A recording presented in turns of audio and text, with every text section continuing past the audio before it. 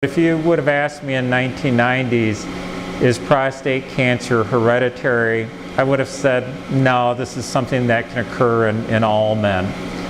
Of course, I now realize that in my youth I was wrong, and in reality that there are certain families where there does appear to be a hereditary component of prostate cancer.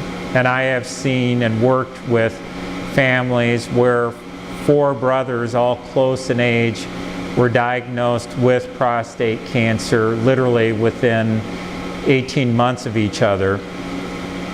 And so we realize that today upwards to 15% of prostate cancer may have a hereditary component. And that's also going into things that we think about the screening guidelines.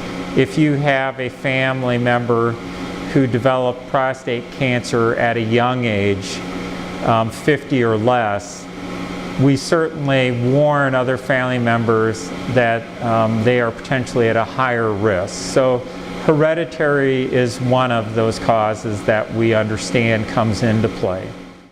So probably one of the most publicized things now regarding chemical exposure would be to veterans who served in Vietnam and were exposed to Agent Orange.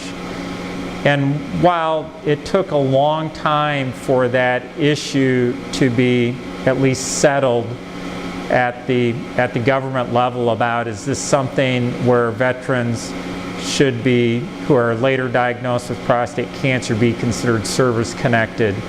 The answer is now that veterans who develop prostate cancer and who were in an active combat zone where Agent Orange is used are now considered service-connected if later on in life they develop prostate cancer.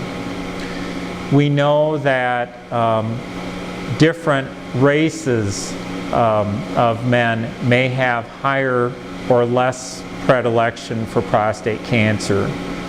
So African American males in the United States certainly are in a higher risk group. Northern European ancestry in white males is a risk factor. Men whose ancestry would be from parts of Asia are probably at a lower risk. But we also know that there's probably other environmental risk factors. If you take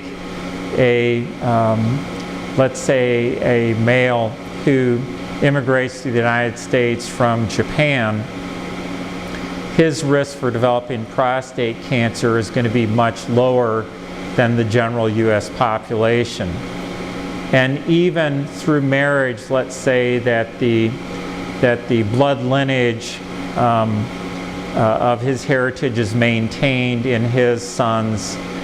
By the time you get to the 3rd generation, those individuals' risk for developing prostate cancer are approaching that of the average U.S. male, which suggests that there's probably other environmental things, which may be dietary factors, that come into play. So, it's a relatively complicated discussion of all the potential causes of prostate cancer.